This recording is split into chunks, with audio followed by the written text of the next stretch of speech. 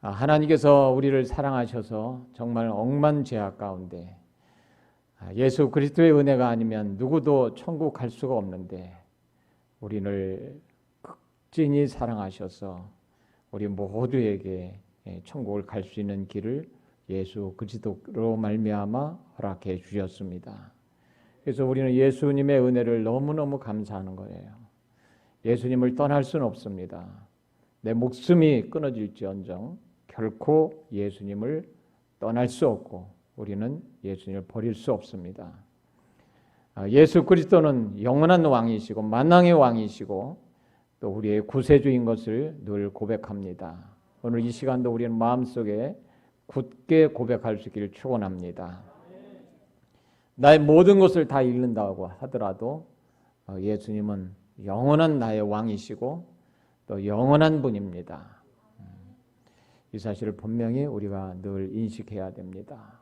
예수님이 아니면은 다 지옥에 갈 수밖에 없고 예수님이 아니면 우리는 우리의 죄 때문에 죽을 수밖에 없습니다. 죄의 삭은 사망이니까요.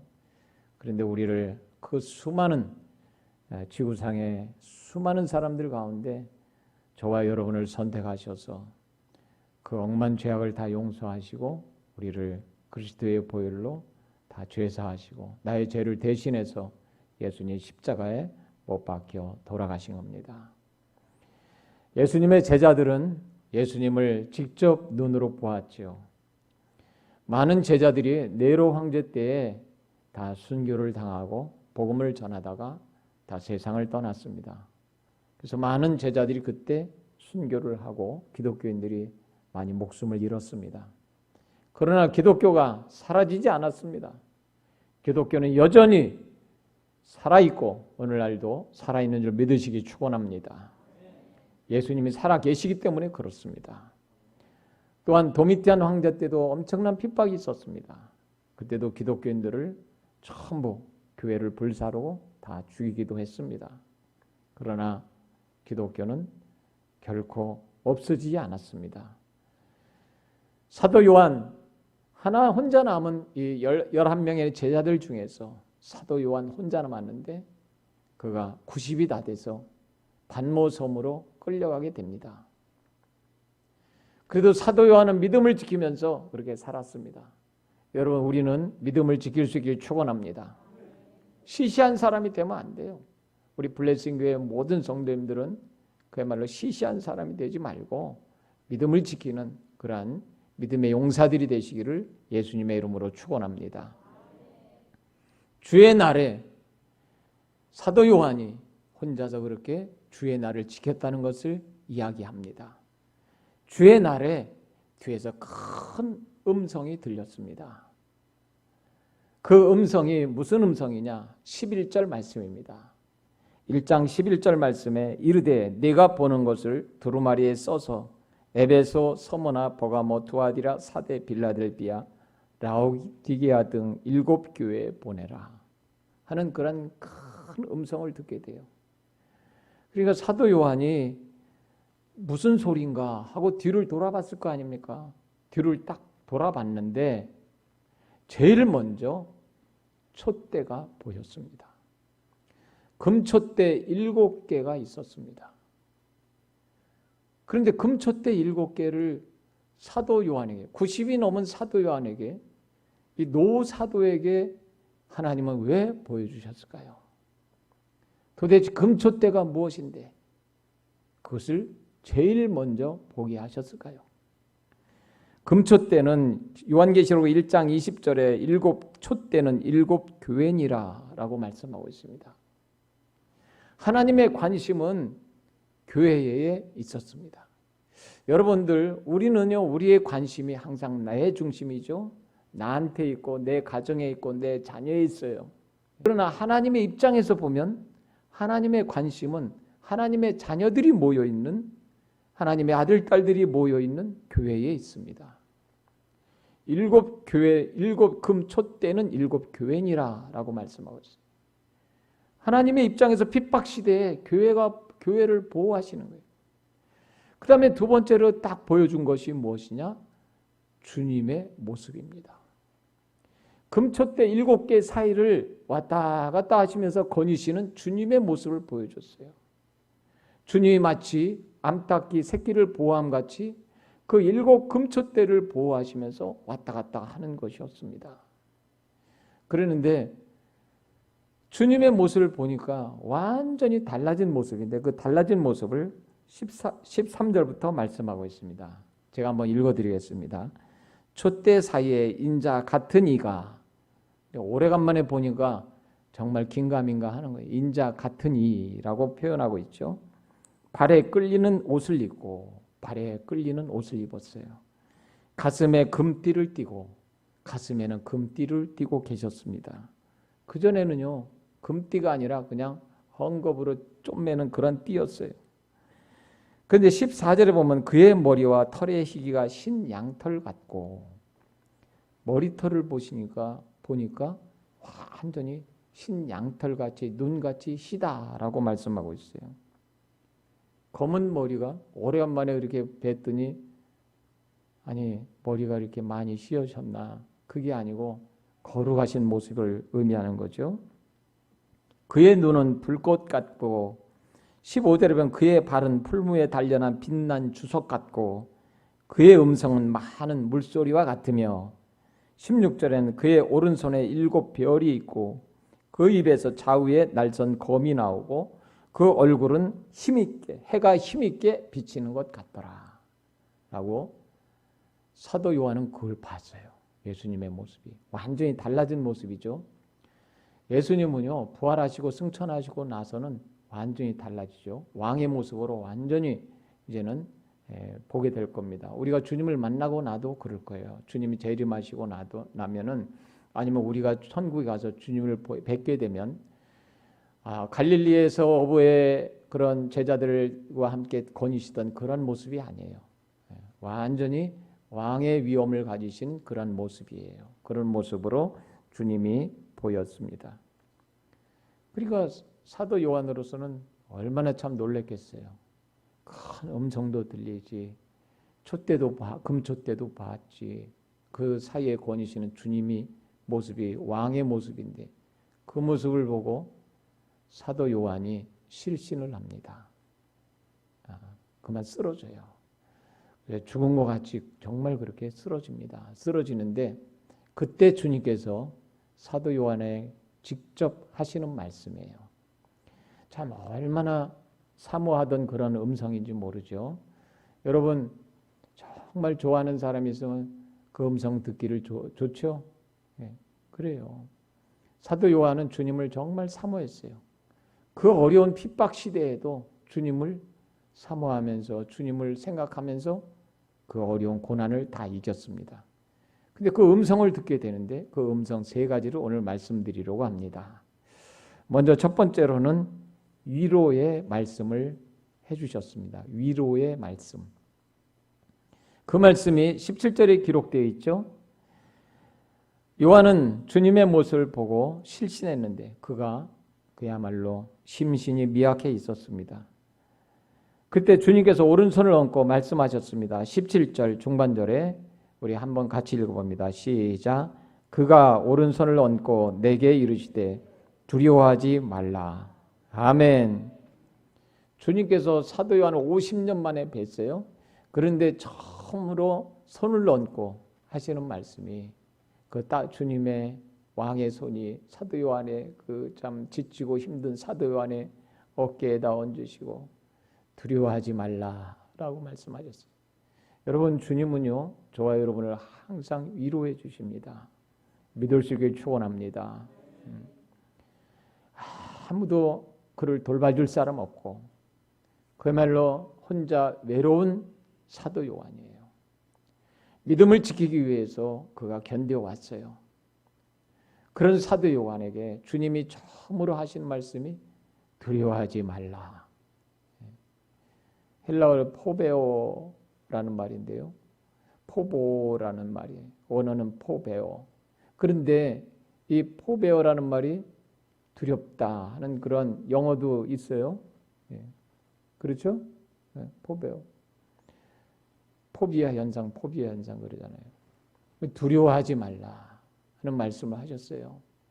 여러분, 우리는요, 때로는 정말 내가 이러다 쓰러지겠다. 내가 아무도 없는데 내가 정말 힘들다 할 때에 그때 주님이 찾아오십니다. 할렐루야. 그때 주님을 만날 때예요. 그때 주님께서 역사하십니다. 그러니까 두려워하지 말라라고 말씀하셨어요. 주님이 요한에게 얹어주신 손은 권능의 손이고 그리고 부활하신 손이고 주님이 승리하신 손입니다. 주님은 우리에게도 오늘도 말씀하십니다. 알파 오메가 되시는 주님께서 우리를 찾아와서 항상 오른손을 얹고 위로해 주시는 줄 믿으시기 바랍니다. 마태복음 10장 31절에 두려워하지 말라 너희는 많은 참새보다 귀하니라 말씀하셨습니다. 여기서도 같은 단어를 쓰셨어요. 두려워하지 말라. 우리는 혼자가 아니에요. 주님이 항상 찾아와 주시고 위로해 주시고 세상이 아무리 힘들고 어려워도 세상이 나를 몰라줘도 두려워하지 마시기를 축원합니다. 그 다음에 두 번째 들려주신 음성이 확신의 말씀을 주셨습니다. 주님께서 사도 요한에게 확신이 필요했던 것 같습니다. 여러분 그렇죠. 우리도 때로는요 힘들고 어려울 때는 정말 주님이 살아계시면 왜 나한테 이렇게 힘든 고난을 겪게 하시나 그런 생각이 들 때가 있어요. 사람인지라. 그럴 때 주님께서 확신의 말씀을 항상 들려주세요. 여러분 말씀을 통해서 여러분 우리에게 그런 믿음을 갖게 하십니다. 오늘 그 말씀하셨어요. 17절 하반절에 나는 처음이요 마지막이니 처음이요 마지막이다 라고 말씀하셨어요. 역사의 시작이고 끝이다. 이 역사를 내가 다 주장한다는 것이죠. 그 다음에 나는 살아있는 자라 18절의 상반절에 곧 살아있는 자라 내가 전에 죽었었노라 볼지어다 이제 세세토록 살아있어. 내가 과거에는 죽었었지만 이제는 살아있다. 그리고 나는 세세토록 살아있는 것이다. 우리 주님은 지금도 여전히 살아계시는 줄 믿으시기 축원합니다. 하나님은 죽은 자의 하나님이 아닙니다. 살아계신 하나님이십니다. 그 다음에 18절 하반절에는 사망과 음부의 열쇠를 가졌다라고 말씀하시고 있습니다. 여러분 마태복음 16장에서는 천국 열쇠를 가졌다고 말씀하셨어요. 그런데 요한계시록 1장에서는 사망과 음부의 열쇠도 가지고 계신다고 말씀하셨어요. 우리 주님은요 이와 같이 천국에도 보내시기도 하고 음부에 보내시기도 하시는 분이에요. 그러니까 우리는 끝까지 천국에 갈 수 있기를 축원합니다. 이와 같이 천국 열쇠도 가지고 있다라는 말씀을 음부의 열쇠, 음부라는 것은 하데스를 말하죠. 지옥을 말하는 거예요. 그 지옥의 열쇠도 가지고 있으니까 나를 끝까지 신뢰하라. 여러분 주님을 우리가 믿음이 있지만 신뢰 단계, 믿음 단계, 그 다음에 확신 단계, 믿음 단계, 신뢰 단계가 있어요. 확신이 있어야 믿음이 생기는 거예요. 그래서 확신이 중요해요. 뭐 구원의 확신을 가져야 된다. 또 우리는 천국의 확신을 가져야 된다. 내세의 확신이 있어야 된다. 그래야 믿음이 생기거든요. 이 확신이 믿음이 생기면 그 다음부터 신뢰하는 거예요. 주님께 완전히 맡겨버리고 이제부터는 주님만 따라가는 거예요. 신뢰의 단계까지 가는 거예요. 그러기 위해서 믿음이 필요합니다. 그런데 사도 요한에게 믿음을 다시 한번 확신을 주셨습니다. 히브리서 3장 14절에는 우리가 시작할 때 확신한 것을 끝까지 견고히 잡고 있으면 그리스도와 함께 참여한 자가 되리라. 우리는 끝까지 확신을 잡기를 축원합니다. 확신이 있고 믿음이 있으면 됩니다. 그리고 주님을 100% 신뢰하고 비로소 주님을 온전히 의지하며 따라가게 되는 것입니다. 그 다음에 세 번째로는 사명의 말씀을 주셨습니다. 첫 번째는 위로의 말씀, 두 번째 확신의 말씀, 세 번째 사명의 말씀을 주셨어요. 주님은요 우리에게 늘 보면은 사명을 주세요. 19절에 그러므로 내가 본 것과 지금 있는 일과 장차 될 일을 기록하라. 그러니까 지금까지 겪은 일, 또 지금 있는 일, 앞으로 사장부터 일어날 그런 되어질 일, 이런 일들을 기록해서 이제 보내주라 하는 말씀이죠. 7교회에 보내라는 거예요. 여러분, 우리에게도 다 주님이 사명을 주셨어요. 하나님 나라를 위해서 사명을 주셨어요. 사명이 있기 때문에 우리가 살아갈 이유가 있는 것입니다. 여러분, 여기 있는 종도 사명이 있기 때문에 살아갈 이유가 있어요. 여러분도 마찬가지입니다. 어떤 분은 하나님이 나에게 기도의 사명을 주셨다. 맞습니다. 기도하는 것도 사명이에요. 교회를 위해서 기도하고 가정을 위해서 나라와 민족을 위해서 기도하는 것도 사명입니다. 어떤 분은 또 헌신의 사명을 주셨어요. 악기로 이렇게 연주할 수 있는 사명도 주셨어요. 여러분, 어떤 분은 또 찬양할 수 있는 사명도 주셨어요. 그러니까 각자 다 사명을 주시는 거예요. 또 어떤 분은 사업체를 경영하면서 하나님 영광을 위해서 이렇게 사업을 경영하도록 하셨어요. 또 어떤 분은 가정에서 자녀들을 잘 믿음으로 자녀들을 양육하도록 그런 사명도 주셨어요. 또 사도 바울은 사도행전 20장 24절에 그렇게 고백했습니다. 내가 달려갈 길과 주 예수께 받은 사명 곧 하나님의 은혜의 복음을 증언하는 일을 마치려 하면은 나의 생명을 조금 더 귀한 것으로 여기지 아니하노라. 할렐루야.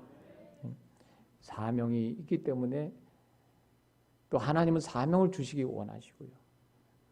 그런 일들을 통해서 교회가 세워져 가는 것입니다. 그러니까 이 사명을 가지고 90이 넘은 이 노사도가 그 사명을 이루기 위해서 어떻게든지 장차될 일을 기록해서 소아시아에 있는 7교회에 보내잖아요. 그래서 7교회가 이 서신을 받아들고 다시금 용기를 얻고 힘을 얻는 거예요. 여러분, 하나님 말씀은 우리에게 항상 용기와 힘을 주는 줄 믿으시기 축원합니다. 그리고 이 사명을 가지고 나가는 거예요. 교회마다 다 그런 사명이 있어요. 우리 교회도요, 사명이 있어요. 복음 전파의 사명도 있고 다음 세대를 향한 사명도 있어요. 오늘 어떤 분이하고 잠시 얘기했는데 우리 교회가 장학생을 키우자고. 맞습니다. 장학금을 주어서 참 믿음 있는 사람들, 또 어려워서 공부를 포기할 그런 위기에 있는 사람들, 그런 분들에게, 그런 학생들에게 장학금을 주는 그런 일들을 하자고. 그래서 제가 기도했던 거거든요. 그런 기도했던 것이 참 너무나 감사하죠. 여러분, 그러니까요, 이런 사명들이 교회는 사명이 있어요. 교회는 다 그런 사명, 복음 전파의 사명도 있고요. 그런 다음 세대를 양육해야 될 사명도 있고요. 그런 사명들이 다 있는 거예요. 그렇기 때문에 교회가 하나님 붙들고 있는 거예요. 사랑하는 우리 성도님들, 사도 요한에게 주님께서 음성을 들려주셔서 이제 말씀을 맺습니다. 50년 만에 보는 그런 주님이 요한의 손을 얹으시고 오른손을 얹으시고 두려워하지 말라라고 말씀하시고요.